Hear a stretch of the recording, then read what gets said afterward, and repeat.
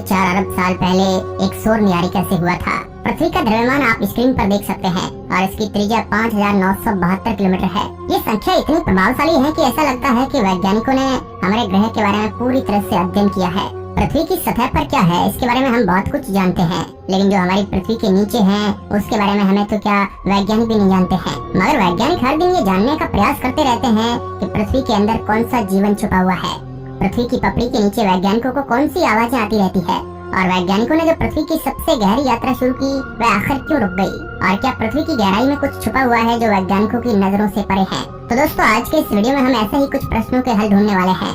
दोस्तों, हमारी पृथ्वी में 3 मुख्य परतें हैं। क्रस्ट सबसे पहली परत है, ये पृथ्वी की सबसे बाहरी परत है। इसकी गहराई 5 से 75 किलोमीटर तक है। क्रस्ट की सबसे मोटी परतें महाद्वीपों पर और सबसे पतली परतें महासागरों के तल पर है। पृथ्वी की पपड़ी वाली चट्टान एक अत्यंत पतली परत है जो हमारे ग्रह के सबसे बाहरी ठोस आवरण को बनाती है। या सीधे शब्दों में कहे तो ये मोटाई सेब की त्वचा की तरह है जो लगातार अपने नाखूनों के बढ़ने की दर से गति करती है। ये गति मेंटल के कारण होती है। पृथ्वी की अगली परत मेंटल है और उसकी गहराई लगभग 2890 किलोमीटर है। इस परत में सिलिकेट चट्टानें होती है जो क्रस्ट के पास 900 डिग्री सेल्सियस और एक दिन में 4000 तक गर्म हो जाता है। जब ये गर्मागर्म पदार्थ ऊपर की ओर पृथ्वी को फाड़ते हुए निकलता है तो उससे ज्वालामुखी विस्फोट होते हैं। और ग्रह की अंतिम परत सबसे रहस्यमयी होती है। ये हमारी पृथ्वी की अंतिम परत कोर होती है और इसे पृथ्वी का हृदय भी कहा जाता है। कोर परत पृथ्वी की सतह से 2900 से 6400 किमी नीचे शुरू होता है। ये पृथ्वी के आयतन का लगभग 16% भाग है। कोर की त्रिज्या लगभग 2180 किलोमीटर है। पृथ्वी के कोर में कुछ बहुत भारी धातुएं मौजूद है जिनका आयतन और घनत्व बहुत मात्रा में होता है। यहाँ लोहा और निकल धातुओं की मौजूदगी सबसे ज्यादा है। पृथ्वी के कोर का बाहरी हिस्सा द्रव्य रूप में है और आंतरिक हिस्सा ठोस। बहुत सारे हेवी मेटल्स का मिश्रण सिलिकेट कोर को दूसरी परत से अलग करती है। साथ ही आंतरिक कोर हमारे ग्रह की तुलना में एक अलग गति से घूमता है। हमारे ग्रह की आंतरिक परतों के रहस्यों का अध्ययन करने के लिए हमारे ग्रह की ऐसी ही एक भूकंपीय टोमोग्राफी के दौरान वैज्ञानिक नियमित रूप से विभिन्न माप लेते रहते हैं। और इसी दौरान वैज्ञानिकों को पृथ्वी के मेंटल के अंदर एक अजीब चीज का पता चला। पृथ्वी के मेंटल के अंदर तैरती रहस्यमयी गांठें का पता चला।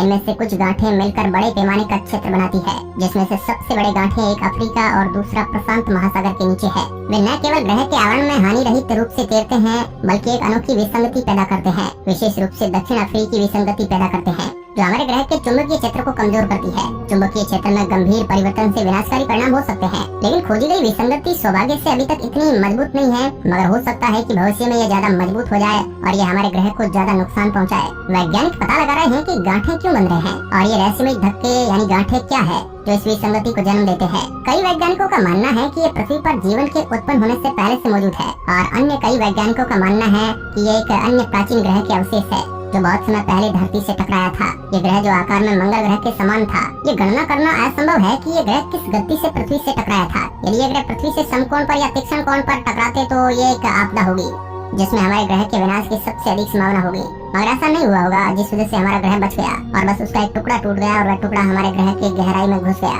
और इसके परिणाम ही उस ग्रह का जो पृथ्वी से टकराया था उसका टुकड़ा पृथ्वी के मूल में विलीन हो गया। इस ग्रह के टक्कर के बाद हमारे ग्रह की रोटेशन की गति में 5 घंटे की वृद्धि हुई और हमारे ग्रह का रोटेशन एक्सिस में कुछ अधिक झुकाव हुआ और पृथ्वी में यही झुकाव होने के कारण जो परिवर्तन हुए उसके परिणाम स्वरूप अब पृथ्वी पर 24 घंटे यानी कि एक दिन और ऋतु में परिवर्तन शुरू हुआ और इसी वजह से हमारे पृथ्वी पर जीवन की उत्पत्ति और विकास हुआ। यानी पृथ्वी के अंदर इन गांठ और जीवन के शुरू होने का वजह इस ग्रह का पृथ्वी से टकराना ही है। इस ग्रह ने पृथ्वी के एक टुकड़े को काटकर उसकी जगह ले ली, मगर पृथ्वी का कटा हुआ हिस्सा कहाँ गया इसका उत्तर यदि आप आधी रात को खिड़की से बाहर देखेंगे तो आपको मिलेगा। कई वैज्ञानिकों को विश्वास है कि चंद्रमा अतीत में हमारे ग्रह का हिस्सा था और पृथ्वी से उस ग्रह के टकराव के बाद यह पृथ्वी से अलग हो गया। 1960 के दशक में सोवियत संघ एकमात्र ऐसा देश नहीं था जिसने किसी व्यक्ति को अंतरिक्ष में भेजा था, बल्कि वह पृथ्वी के आंतरिक भाग में यात्रा करने वाला पहला देश भी था। इसके लिए धरती के सबसे गहरे कुएं की खुदाई के लिए बड़े पैमाने पर प्रोजेक्ट तैयार किया गया। इसे Kola super deep borehole नाम दिया गया था। ये ड्रिलिंग रूस ने 1970 में शुरू किया। ड्रिलिंग कार्य बड़े उत्साह के साथ आगे बढ़ा। चट्टानों के घनत्व के आधार पर प्रतिदिन 4 मीटर तक ड्रिल करना संभव था और शुरुआत में वैज्ञानिकों को किसी भी कठिनाई का सामना नहीं करना पड़ा और ड्रिल सजातीय ठोस ग्रेनाइट के माध्यम से चलाया गया। हालांकि 7000 मीटर की गहराई के बाद ड्रिल ने कम टिकाऊ आधारशिला में प्रवेश किया था जिसमें नियमित दुर्घटनाएं होने लगी। एक दुर्घटना के बाद इस परियोजना में एक छोटा सा विराम दिया गया। इस घटना में काफी नुकसान हुआ था, मगर इस दुर्घटना के बाद भी इस परियोजना को फिर से चालू किया गया और फिर वैज्ञानिकों ने 1990 तक 12,066 मीटर की गहराई तक की खुदाई की। जब वैज्ञानिक 12 किलोमीटर की गहराई तक पहुँचे तो अजीब दुर्घटनाएं होने लगी और उन्हें 7000 की गहराई से फिर से शुरू करना पड़ा। वैज्ञानिकों के अनुसार 12 किलोमीटर की गहराई पर काम करना लगभग असंभव था। तापमान 200 डिग्री से ऊपर चला गया और उसमें उपकरण और संसाधन भी पर्याप्त नहीं थे, जिस वजह से इस परियोजना को बंद करना पड़ गया।